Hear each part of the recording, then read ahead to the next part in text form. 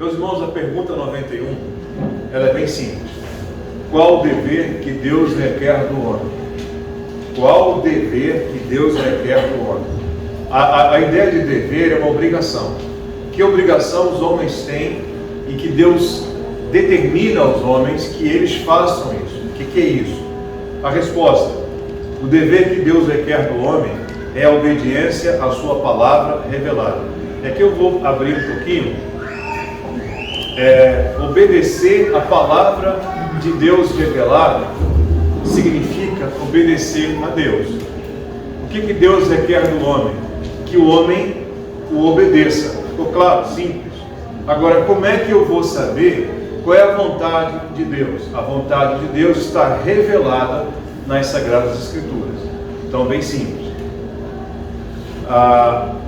Existem algumas referências bíblicas, mas eu vou começar com outra referência que eu creio que tem muito a ver com esse texto. Irmãos, Eclesiastes 12, Eclesiastes no capítulo 12, é o último capítulo. Durante todo o livro, o autor de Eclesiastes, ele parece um pouco cínico às vezes, um pouco angustiado, e aqui ele tem uma conclusão em relação a tudo que está escrito em Eclesiastes. Eclesiastes 12, versículo 13. Eclesiastes 12, versículo 13. De tudo o que se tem ouvido, a suma é, o resumo, o principal, de tudo o que se tem ouvido: teme a Deus e guarda os seus mandamentos. Teme a Deus e guarda os seus mandamentos, porque isto é o dever de todo o homem. Isto é o dever de todo o homem. E aqui, para a gente entender algumas coisas, a ideia de temor a Deus. A gente ouve muito algumas pessoas dizerem: não é medo. O que é medo? Medo é uma certa consciência em que a gente tem a sensação de perigo e isso nos deixa assustados. O perigo iminente, a convicção de que isso é alguma coisa que pode nos fazer muito mal, isso é a ideia de medo. Eu vi dois homens conversando e um deles era cristão e eu achei interessante a conversa dos dois. Um homem falava de coisas sobrenaturais, que ele tinha medo, aquelas coisas assim. Era um homem que não conhece a Cristo. E o homem que conhece a Cristo disse o seguinte: não tenha medo dessas coisas. Você tem que ter medo só de uma coisa: tenha medo de Deus. E eu olhei aquela maneira de ele falar, e a outra pessoa ficou assustada. Ter medo de Deus. Entendam o seguinte: quem é que pode matar a alma? Deus. Lembra que o Senhor Jesus falou que devemos temer aquele que pode destruir a alma, que é o próprio Deus. Ok? Agora, o perfeito amor, o que ele faz? Lança fora o medo. Aqueles que pertencem a Cristo têm convicção, sabem que por causa de Cristo, por causa da bondade do Senhor Deus em Cristo, eles estão perdoados e eles têm uma convicção, uma certeza plena de que estarão na eternidade com Deus. Então, não precisam ter medo de Deus. Mas a ideia de temer é reconhecer quem é Deus. É o Senhor Todo-Poderoso. Nada é impossível para Ele. Ele é o Senhor Todo-Poderoso. A Bíblia diz que horrível coisa é cair nas mãos do Deus vivo. Então, aquele que conhece a Cristo teme a Deus porque ele sabe quem Deus é. Mas ele não tem esse medo de ser destruído, porque ele confia na bondade do Senhor Deus em Cristo Jesus. Ele tem essa convicção, essa certeza. Tranquilo aí, né? Tranquilo. Então, qual é o dever que Deus requer do homem? O dever que Deus requer do homem é a obediência a Deus. E essa obediência a Deus, ela se dará na sua palavra revelada, as Escrituras Sagradas. Então nós precisamos conhecer as Escrituras para viver pelas Escrituras, de acordo com as Escrituras. Ok? E vejam só, a palavra de Deus aqui, ela deve nortear nossas vidas em cada um dos momentos da nossa vida. seja no acordar, no levantar, em tudo que fizermos. Vamos começar com o primeiro texto aqui. Acho que hoje vai ser rápido. Vocês podem me interromper, por favor, a qualquer hora. Tá ok? Hã? Tá bom, Rafael. Qualquer hora. Romanos 12, 1 a 2. Vamos abrir juntos aqui. Vamos abrir juntos. São poucos textos. Só para... acho que talvez fique ainda uma confusão na mente com relação às questões do medo, né? Tem uma definição que João Calvino ele fala sobre o temor que é muito boa. Ele diz o seguinte, que temer a Deus, ele diz assim, temer a Deus é melhor ver o homem deixa eu aqui lembrar para ser fiel a situação. Ele diz assim, é melhor o piedoso, ele prefere ver o homem desagradado e Deus feliz do que ver a face de Deus desgostada, irada com ele, enquanto os homens estão alegres, né? Então eu acho que quando a gente fala de temor de Deus, né, penso que a gente poderia aqui categorizar alguns tipos de medo, né? Por exemplo, tem esse que o senhor falou, que o amor lança fora o medo, né? O medo de ser destruído, e nós percebemos ali que quando somos recebidos como filho de Deus, pronto, então nosso Pai não vai nos destruir. Mas ainda permanece um outro medo, o medo de ver a face de Deus desgostosa para conosco. E esse medo acompanha o crente. Eu acho que é bom fazer essa categorização. A questão do pecado que nos deixa angustiados, entristecidos e por vezes até, eu ouso dizer, até desconfiados da nossa condição em relação a Deus, mas é natural que quando reconhecemos quem Deus é, isso nos assuste, nos deixa um pouco angustiados de vez em quando. Mas essa tristeza pelo pecado, penso eu, é uma certa garantia da ação do Espírito em nossas vidas, que nos conduz para fazer aquilo que é correto, que é agradável a Deus. Mas a gente tem que entender, porque eu ouço muitas vezes alguém falar de Deus como se estivesse falando de um companheiro, de alguém qualquer. E cuidado com essas coisas. É o Senhor Todo-Poderoso. Um amigo informal, né? Tem até algumas músicas que eu fico assim meio desconfortável, que se refere a Deus como você. Isso vem muito das músicas em inglês que são traduzidas para o português, né? Então se refere a Deus como você. Como se fosse um amigo assim, né? Sim, Senhor Jesus é o nosso melhor amigo, né? Mas ele não deixa de ser o Senhor. Então a gente se referir a ele como você é inadequado. É uma amizade, mas a gente tem que manter a formalidade. Isso, exatamente. Perfeito. Lembrando, reconhecendo quem Ele é. Quem Ele é. Isso deve nos trazer temor, sim, lembrando quem Ele é. Quem é o Criador de todas as coisas. A gente tem que entender isso, ter essa consciência disso, ok? E quanto mais a gente tem essa consciência, mais a gente entende qual o tamanho da graça, da bondade dele em Cristo. Porque ainda assim que nós que merecemos a ira dele, somos salvos por causa de Cristo, ok? Isso é uma... Vale. Fazer igual Abraão fez com o Senhor, né? Só mais um pouquinho. Deus ele não vai nos destruir, né? Mas como a gente viu também hoje no sermão, há consequências dos nossos pecados. E assim, isso também inclui o temor a Deus. A gente deve temer que as sanções da lei venham da aliança. E aí é maravilhoso, porque se nós falamos de sanção da aliança, é porque nós estamos inseridos na aliança, então nós não vamos ser destruídos. Mas há sanções para aqueles que infringem a aliança. E a depender da nossa conduta com o Senhor, nós vamos incorrer em disciplina. Punições, disciplinas. Com certeza. E aí temer isso. Quando você ama, você disciplina. Isso. Básico, isso aí. Bom, irmãos, Romanos 12, 2 versículos, 1 e 2. Os irmãos acharam? Quem pode ler, por favor? Rogo-vos, pois, irmãos, pelas misericórdias de Deus, que apresenteis o vosso corpo por sacrifício vivo, santo e agradável a Deus, que é o vosso culto racional.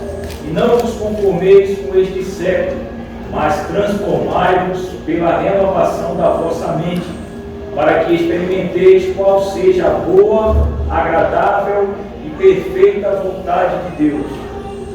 Irmãos, nós devemos nos conformar à vontade de Deus, à palavra dele revelada, escrita nas Escrituras.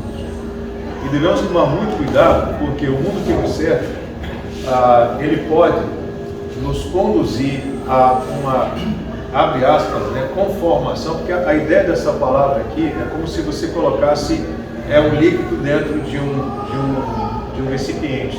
Ele vai se conformar ao formato do líquido.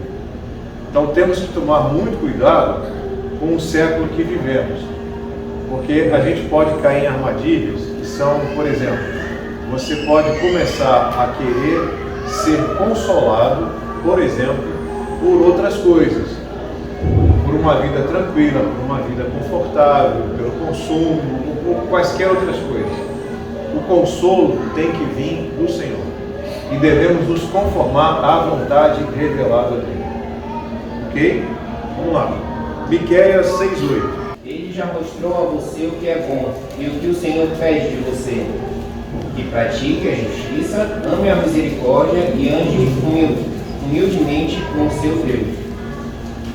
Ele te declarou, homem, em outra versão, o que é bom e o que é que o Senhor pede de ti. O que o Senhor pede de você, o que Ele requer de você.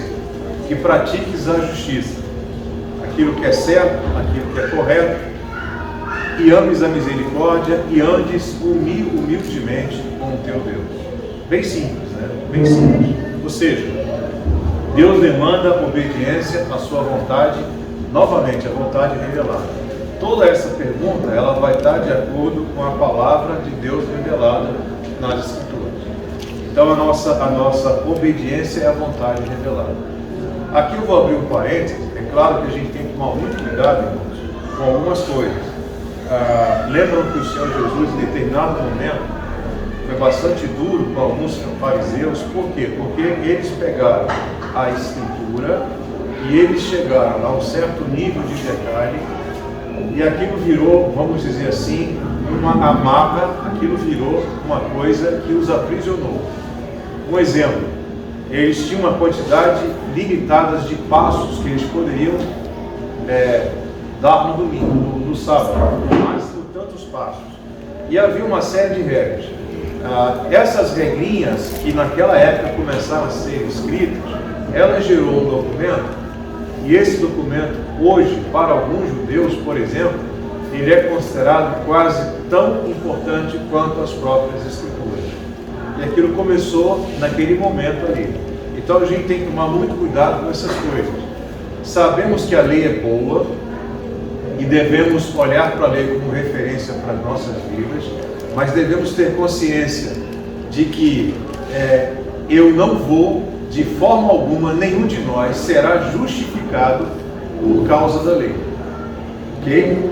A lei, nesse sentido, ao invés de nos justificar, ela nos condena, ela aponta para o que nós somos. Fácil, né? Isso é bem tranquilo para a gente entender. Então, cuidado com isso aí. Olhamos para a lei e é a nossa referência. É a nossa referência de vida. Mas a gente tem que entender que, por mais que nós nos esforcemos, a nossa natureza, ela vai nos levar para fazer muitas vezes aquilo que desagrada a Deus. Entenderam? Obviamente isso vai nos desanimar em alguns momentos, deve nos entristecer, mas nós não desistiremos e buscaremos a condução do Espírito nessas coisas. Amém? 1 Samuel 15:22.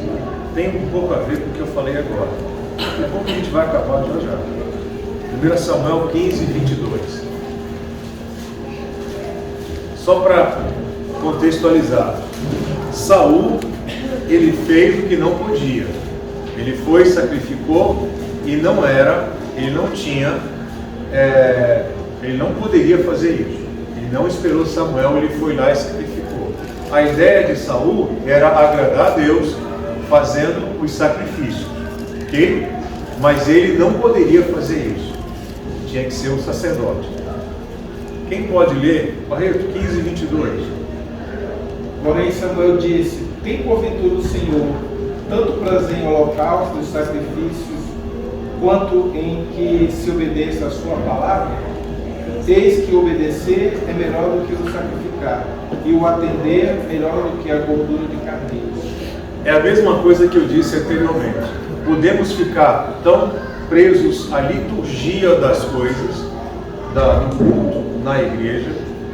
Eu fui para a igreja, eu estou entregando meus dízimos, eu vou usar uma figura, lavo meu carro bonitinho sábado, os meus filhos, eu sou cuidadoso, sou fiel à minha esposa, eu estou bem, eu estou tranquilo, eu estou justificado por causa dessas coisas. Vocês estão entendendo? Não estou justificado, ok? Não por essas coisas, ainda que seja nosso dever fazer essas coisas, ok? Aqui no caso do Samuel, ele deixa claro que o prazer do Senhor, principalmente, é que ele seja obedecido. E muitas vezes ficamos presos a liturgias, abre aspas, a rotinas, que não que as rotinas sejam ruins, mas a gente pensa que essa rotina em si mesma é alguma coisa. Ela é um meio, mas ela não é o fim. Ok? Então aqui, toda adoração é vã quando não há uma obediência sincera. Então, chega aqui, entra na igreja, participa do culto ao Senhor, volta para casa, mas não há sinceridade de fato em relação à obediência ao Senhor Deus. Não está preocupado com essas coisas. Está preocupado em se sentir confortável e levar uma vida tranquila em Deus. Devemos ter muito cuidado com isso, irmãos, porque isso é tentador para a gente. Muito fácil a gente ficar impressionado com essas coisas. Isso pode nos deixar tentador para a gente pensar assim. Lembram daquele homem? Ó Senhor, que foi orar? Obrigado, porque eu não sou como esse aqui do lado. Complicado. Quando a palavra dita aqui nesse versículo, a palavra obedeça a sua palavra. Essa palavra aqui, que é do Senhor, ela já estava codificada ou era a palavra que os profetas se dirigiam ao povo em nome do Senhor? As duas coisas. Já existia o Pentateuco já estava lá como regra para que eles pudessem, de que maneira o sacrifício deveria ser realizado, e naquela época os profetas falavam em nome do Senhor Deus. Diz o Senhor, e os profetas falavam. Okay? Então, naquela época. Hoje nós temos tão somente a verdade revelada nas Escrituras. Qualquer homem ou mulher que avocar para si essa condição de profeta, eu penso que não está autorizado pelas Escrituras. Nós temos a palavra de Deus. Não precisamos de visões, de sonhos, de nada disso. Só da palavra. Completado assim que o senhor está falando, o próprio irmão Rafael está falando dessa tentação. Essa semana eu ouvi uma palavra e é justamente isso, que isso está tão arraigado em nós, exatamente que estamos precisando nos converter, é que essa função eclesiástica, né, essa obediência, né, desse vir para a igreja, dizimar, ofertar, dar vestes, ela está tão presa assim, e arraigada em nós, que Deus realmente precisa nos converter que nós sempre nos comparamos com o outro, né? Se o outro não vai ao culto constantemente, né? Se o outro não fala da mais acolhido, assim, falando da forma do cristianismo, e nós queremos nos medir, né? Sendo que o nosso modelo é Cristo. E quando vamos medir, nós não somos justos. Não conseguimos ser justos. Por mais que a gente tenha a referência, é o que a gente acha que nós somos. E a gente se engana em relação ao que de fato nós somos. O que o outro disse? Ó Deus, sê propício a mim, eu que sou um miserável pecador. Um miserável pecador. Lembrando ainda que o Senhor falou dos fariseus. Alguém pode pensar assim que os fariseus eram homens que faziam do ponto de vista do que nós entendemos como pecado escandaloso, mas não havia pecados escandalosos, mas o coração deles, sepulcro caiado, por fora pintado de cal, bonitinho por dentro, podre. Mas isso não quer dizer nada, porque de uma certa forma nós também somos um pouco assim. Então a gente tem que ter essa consciência e buscar a dependência do Espírito para fazer o que é certo. E reconhecer a nossa indignidade. Nós não somos melhores. Tá? É um mendigo chamando o outro mendigo. Mais ou menos essa ideia. Então, diga, você. Fiquei assim com a pergunta do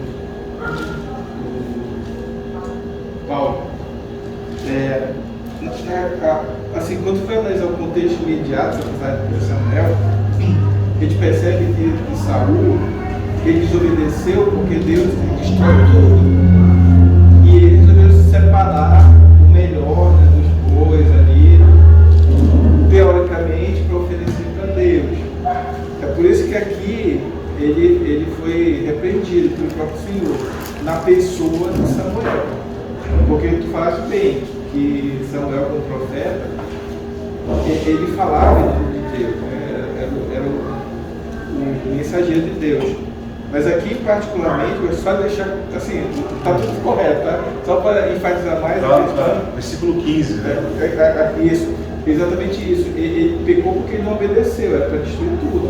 E isso tem vários passagens bíblicos que também falam da minha forma. Por exemplo, não sei como é que chama aquele que segurou a arca e ia cair. Exato. Pois é. O que ele fez demais? Ia cair, né? Morreu. Porque ele não era levita. Né? E dá um problema. Nós podemos muitas vezes. Da onde vêm as grandes heresias? Vem da Bíblia. Porque alguém isola um determinado texto que lhe agrada e constrói toda uma teologia, uma doutrina completamente equivocada. Entenderam?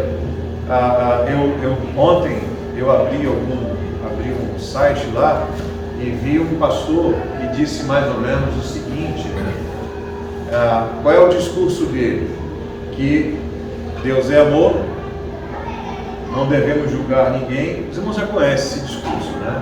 Aí ele começa a conduzir toda a defesa dele em cima disso. Lembrando aos irmãos que quando a Bíblia fala de amor, a ideia não é uma emoção, como esse pastor colocou lá. Ok? Na realidade, o que ele está escrevendo lá, se você ler para valer, você vai ver que é uma certa convivência, eu ouso usar a palavra convivência com o pecado. E não é isso que as Escrituras falam. Lembrando que a mensagem do Senhor, aí diz assim, a mensagem de Cristo é amor, você tem que amar, abraçar. A mensagem do Senhor principal é arrependei-vos, porque está próximo o reino dos céus.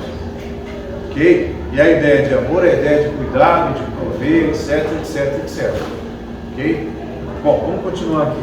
Então a gente tem que tomar cuidado também de pegar a parte preferida, extrair e viver em função disso aí. Você também está conduzindo segundo o seu próprio coração. É toda a Escritura, toda a palavra.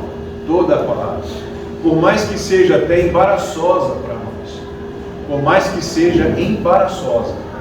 Tem um texto, lembram lá quando Moisés chega e chama os levitas, e Deus dá uma ordem para Moisés, para que os levitas puxassem da espada e matassem aqueles homens. Deus mandou matar. Naquele dia foram mortos 3.000 homens. Deus mandou matar. Aí que coisa. Essa parte da Bíblia ninguém quer ver. E por que Deus fez isso? Porque Deus odeia o mal. Deus odeia o mal. Da mesma forma devemos odiar o mal também. Ok? Tranquilo? Vamos lá. João 7,17. João 7,17. Quem vai ler? Enéas? João 7,16 e 17. Aí já lê 2 versículos. João 7, 16 e 17. 16 e 17. Respondeu-lhes Jesus: o meu ensino não é meu, e sim daquele que me enviou.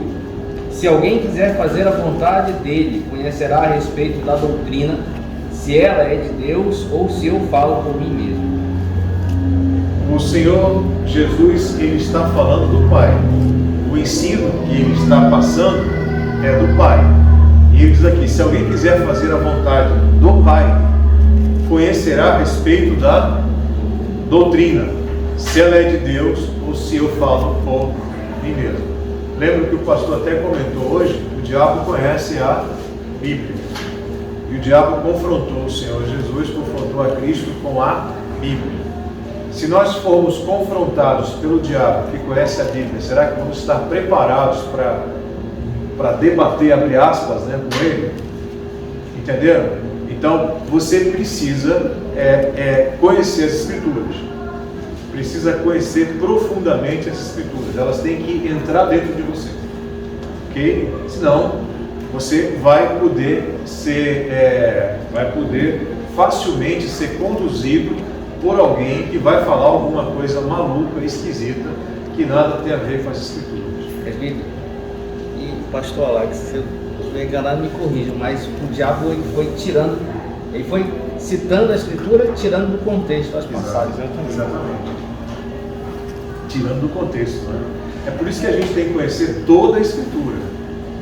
Porque o que acontece, irmãos? Aqui é uma meia-culpa, né? Eu não estou falando de nós aqui. Muitas vezes nós não conhecemos a palavra e fazemos aquela devocional com um versículo, outro versículo, mas ninguém se debruça e lê a palavra para valer. Entendeu? Eu já falei isso várias vezes, eu nunca esqueço. Eu era menino, tinha uns 10 anos de idade, não conhecia Cristo, não era cristão. Eita, a minha mãe foi alguma coisa que bateu, né? A minha mãe ia contratar uma cozinheira. Eu ia dizer, pô, faz tempo. Eu era pequeno, tinha uns 10 anos.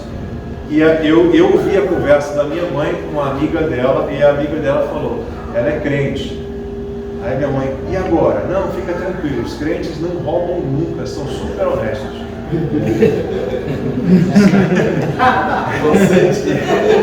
Não, mas naquela época. Aí ela falou mais.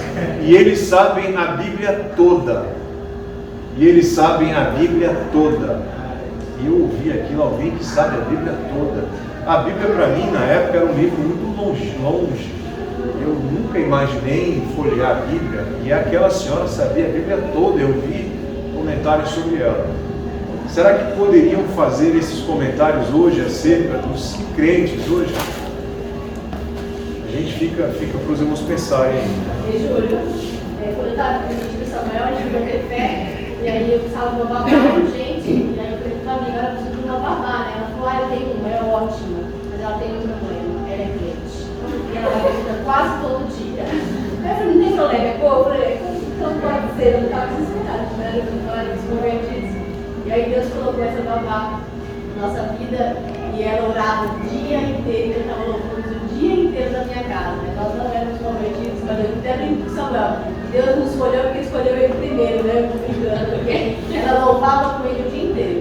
E na primeira vez que nós fomos de férias para São Paulo, o meu pai entrou no quarto, ela estava ajoelhada orando em cima do Samuel no berço. Então, assim, com essa bênção de um crente da nossa família foi um milagre. Mesmo essa minha amiga dizendo, tem problema, ele é crente, mas para nós foi uma grande bênção. Um crente testemunhou de Cristo na sua família. Só me veio aqui a cabeça, não está aqui entre as referências bíblicas, mas me veio a cabeça agora, João 14, eu acho que é 14. Desculpa. João 14:15. Alguém lê? Me lembrei agora. O Senhor Jesus falando, me lembrei agora. Isso aqui não está entre as referências, mas vamos ler aqui. Acho que alguém achou?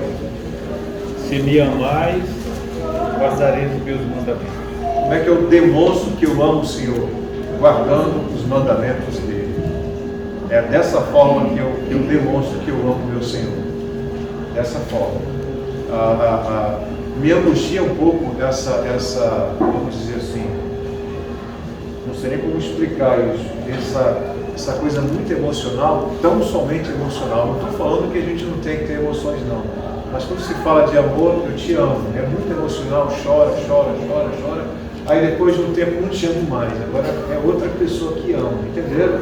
aí chora, abraça, depois não ama mais. E as emoções ficam meio louco isso, né? E por incrível que pareça, eu penso que isso tem muito a ver em relação às Escrituras, em relação ao nosso Senhor Deus. Vemos em muitas igrejas aquele clima bastante emocional, a música de fundo, e a pessoa fica aquela coisa toda. E não, é meio complicado, porque você pode perder a razão e ficar meio afastado dela. Eu não estou dizendo, eu não estou condenando não, mas eu estou dizendo o seguinte, é preocupante. Diga, Rafael. Não, isso pode ser muito racional. Vamos lá. Tiago 1, 22, 25. Tiago 1, 22 e 25. De 22 até o 25. É um texto grande. Tornai-vos, pois, praticantes da palavra, e não somente ouvintes, enganando-vos a vós mesmos. Porque, se alguém é ouvinte da palavra e não praticante, assemelha-se ao homem que contempla no espelho o seu rosto natural, pois assim mesmo se contempla e se retira, e para logo se esquece de como era a sua aparência.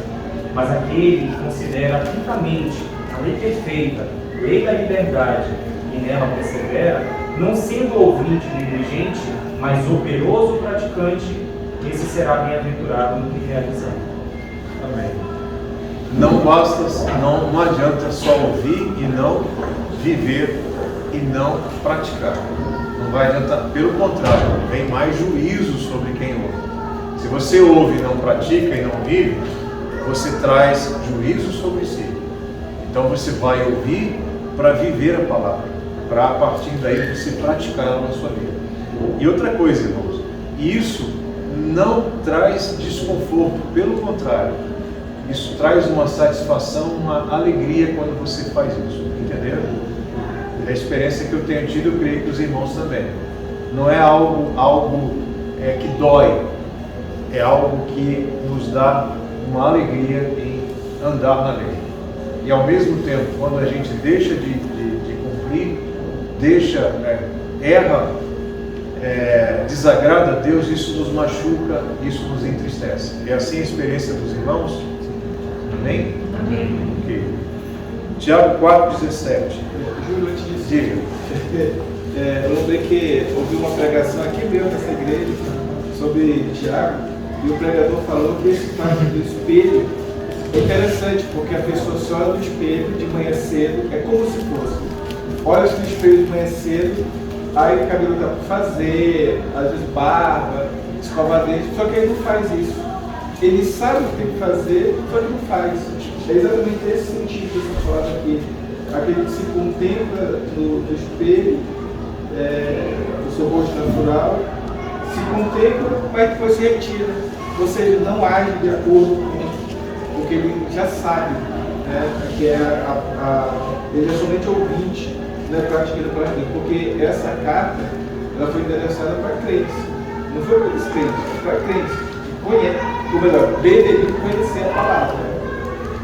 Conhece a palavra, mas não pratica aí. Ele olha, tem barba, não tira barba. Tiago 4,17.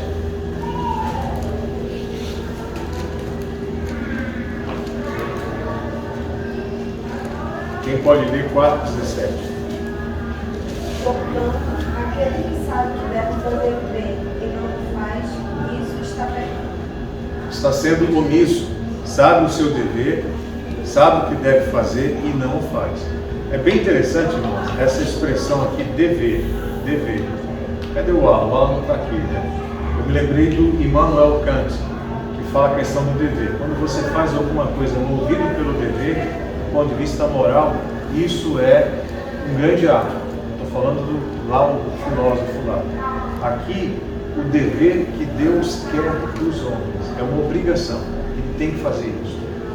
É obediência à sua palavra. Vamos para as perguntas aqui. Primeira pergunta, eu creio que essa é bem tranquila. Por que temos um dever para com Deus? Por que temos essa obrigação para com Deus? De obedecer a palavra revelada dele. Por que temos esse dever para com Deus? É fácil essa? Porque ele mandou, né? Porque Ele mandou, Ele é o nosso Criador, é o nosso Senhor. Fácil, né? Júlio, manda quem pode, obedece quem tem. Nós temos a obrigação de amar e servir a Deus. Lembra lá de Deuteronômio? Deuteronômio 6, né? O que está escrito lá? Que devemos amar a Deus de todo o coração, com todo o entendimento, com toda a inteligência, com toda a nossa força. Dessa forma, Ele deve ser aquilo que mais nos, abre aspas, agora eu vou usar, que mais nos emociona, que mais nos afeta no bom sentido. É Ele. Como a costa suspira pelas correntes das águas, por ti, ó Deus, suspira a minha alma. Olha que coisa maravilhosa. E aquela bendita expectativa, né? Eu vou usar de novo, porque o Alan não está aí, né? Então não tem graça, só tem graça quando o Alan está aí. Sair da caverna, o mito lá da caverna do Platão, sair da caverna, que maravilha. E ver de fato a realidade, que é o nosso Senhor, ver face a face. Não tem coisa melhor. Não há nada nesse mundo que se compare ao estar com o Senhor na eternidade. E quando a gente entende isso, a gente vai dizer, vai falar bem claro e vai desejar Maranata. Maranata. Lembra o que Paulo falou? Se dependesse dele, ele queria estar com Cristo, mas por causa dos irmãos, ele tinha que ficar lá porque ele tinha obrigação em relação àqueles irmãos. Então, que isso possa nos consolar em relação a essas coisas. Temos um dever para com Deus, mas é um dever bendito, abençoado. É bom, é bom. Vamos lá, segunda pergunta. Que tipo de pessoas negam que os seres humanos têm o dever para Deus? Quem é que nega que os homens têm o dever para Deus? Essa também não é muito difícil. Aqueles que não creem nele. Eu já falei isso, eu volto a falar. O pastor falou do nome da aliança, as 4 tetragramas, as 4 letras lá em hebraico, que não se sabe qual é a vocalização exata, mas que falam do nome do Deus verdadeiro. E eu comprei um livro de Salmos dos judeus, é uma edição para judeus. Eu comprei lá e eu percebi o seguinte: tem em hebraico e do lado tem em português. E o que eles fazem? Não só esse, eu peguei uma Bíblia Torá em hebraico da mesma forma em português. Quando coloca o nome de Deus, eles não escrevem D-E-U-S. Ele coloca Deus, apóstrofo U-S, ou Deus traço U-S. Já viram isso? Que é justamente para deixar claro que não é um Deus qualquer. Entenderam? É o Elohim de Israel, é o Senhor Todo-Poderoso. Não, e é tão claro para as pessoas que não creem, que lá em Romanos fala, não só não creem, não só pecam, fazem coisas abomináveis, como aprovam, né? Aprovam, aplaudem aqueles que fazem. Diz o insensato no seu coração: não a Deus, não a Deus. E aí eles se permitem fazer tudo o que querem. Tá? E às vezes a gente nega a Deus quando a gente quer esquecer dele para fazer coisa errada. Porque se eu lembro dele, eu fico meio constrangido. Então eu esqueço ele para fazer tolice. Acontece com vocês ou só comigo? Aquele que conhece a Deus. Oi? Aquele que conhece a Deus, a gente usou o termo de quem crê em Deus. Aquele que conhece a Deus. Conhece. No sentido que ele se revela a sua bondade, o seu... Ok, com certeza. Eu lembrei agora do Senhor, né? No dia do juízo: Senhor, em teu nome fizemos isso, nunca conheci vocês. Não conheço vocês. Lembram disso? Complicado, né? Complicado. Aí ele coloca aqui os ateus, ele fala os ateus, né? Os panteístas, né? O panteísmo que ele tudo é divino, né? A natureza, tudo é Deus, é meio complicado isso aí. Os humanistas, e os humanistas, eu já ouvi, abre aspas, né? Abre aspas. Não é nenhuma crítica, é uma observação. Já ouvi o que se chama de evangélico progressista defender o humanismo. Aí tem que tomar muito cuidado com essas coisas, né? A nossa maior fidelidade, segundo eles, tem que ser aos homens. E eles até tentam linkar com a Bíblia. Amar ao próximo como a si mesmo. Então você tem que cuidar dos homens. Mas preste bem atenção numa coisa: Se você faz o bem a qualquer homem, porque você quer fazer o bem a qualquer homem, isso não é agradável a Deus. Você tem que fazer o bem a um homem para agradar a Deus. Esse pessoal hoje está tentando atualizar a Bíblia. Tá certo. É muito louco isso, né? É muito louco. Bom, então tem os humanistas, né? Aqui ele diz uma coisa interessante, que alguns humanistas acham que Deus é alguém que existe para o benefício da raça humana. Inverteu tudo.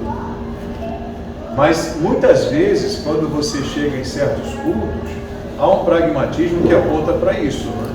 Deus existe para nos satisfazer.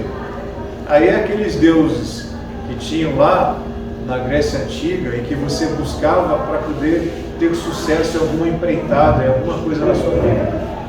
Olha a pregação de hoje, lembra? Não é isso. Não é isso. Outra pergunta. Eu até já respondi. Por que é errado dizer que devemos devotar a nossa maior fidelidade ao bem-estar da humanidade? Por quê? Por que é errado dizer que devemos devotar a nossa maior fidelidade ao bem da humanidade? Por que é errado? Porque é para o bem da humanidade, para o bem de Deus. Para o bem do Senhor, para que Ele seja glorificado. Ok? Eu vou fazer o bem pensando no meu Senhor. E eu vou fazer isso por causa dele. Se Okay? não for dessa forma, nem bem. Dentro desse contexto, essa pergunta é do livro do... É do Voss. Me veio à mente agora, aqui tem os colegas advogados, os que estudam direito, aquela questão do bem-estar social que é imposto, porque o estado social está se tornando Deus, ele acolhe todo mundo, e esse estado social se contrapõe ao estado liberal. E esse estado social é aquele estado, né, que é defendido e que quer impor ela abaixo pelos progressistas, comunistas, socialistas. Essa ala extremista que quer que o Estado domine até sobre a igreja, e a igreja se submeta às regras do Estado, como aconteceu recentemente, né? A atual composição do STF estabeleceu uma ação que igrejas não poderiam abrir durante a pandemia, e se abrissem, teriam que seguir regras. E, ao meu ver, como cristão, isso é inaceitável. Igreja nenhuma fiel ao Senhor deve se submeter à tirania estatal. E aí esse bem-estar social foi usado como fundamento, dentro de um contexto ideológico, para impor limites à liberdade religiosa, ao culto, e tentar impor isso. Ninguém falou das outras religiões, falaram dos cristãos, das igrejas evangélicas, ao ponto de ir lá no estado de Pernambuco, o governador baixando decreto proibindo o culto, limitando o acesso de cristãos a igrejas que só poderiam entrar na igreja com passaporte sanitário, ou comprovação que tinha tomado vacina, ou que estava negativo ao Covid, que no nosso contexto, eu não vou me focar nisso, no nosso contexto de liberdade religiosa, no contexto constitucional, é um absurdo. E igrejas se calaram diante disso, mas o argumento que foi usado foi esse: bem-estar social, queremos o bem de todos, você para o seu bem, humanismo. Então, assim, é muito sério. É verdade. Eu não vou dizer qual o país, vai estar gravado no YouTube, o YouTube pode ficar para sempre lá. Mas existe um país que tem um Ministério das Religiões e todas elas são controladas pelo governo, são controladas pelo Estado. Leiam a Bíblia, mas leiam também 1984, de George Orwell, e a Revolução dos Bichos. E aí você vai ver coisa bem interessante. Complementar sobre o bicho, que no julgamento dessa ação, não sei se é uma ação de constitucionalidade ou uma ADPF, a DPF, né? Quem defendeu a liberdade religiosa de culto foi agora, para o nosso Senhor Jesus Cristo, o reverendo André Mendonça foi atacado, sofreu intolerância religiosa, até de cristãos. Teve um advogado de uma associação católica ortodoxa que defendeu a liberdade de culto. O reverendo André Mendonça era na época advogado-geral da União, fez uma defesa dentro do direito, da Constituição, primorosa, e os ministros que não temem ao Senhor atacaram os cristãos que queriam cultuar Deus no templo, ao ponto de um ministro lá dizer que não, vocês podem cultuar Deus em qualquer lugar, não precisa ser necessariamente na igreja. Quer dizer, isso vai de encontro àquilo que o Senhor estabeleceu. Então, o que me deixou mais abismado nesse contexto que eu acompanhei é que tinham cristãos festejando, ímpios, pessoas que não têm o Senhor, ditando como a igreja do Senhor deveria cultuar num contexto pandêmico. Então, isso serve para nós também. Ter temor. Vivemos tempos complicados, muito complicados. A gente tem que pisar em ovos, né? Mas vivemos tempos complicadíssimos. Bom,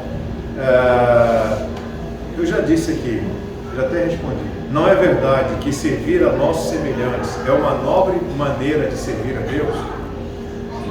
Depende de o que você está buscando. Você está buscando servir o homem por causa do homem, ou você está buscando servir aquele homem por causa do Senhor Deus?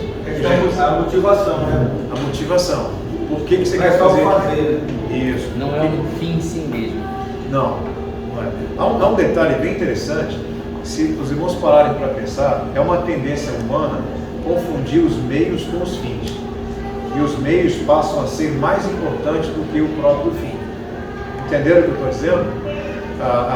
Alguém pode até achar que a igreja pode chegar, abre aspas, quando eu falo igreja é instituição, tá, irmãos? Não é instituição humana.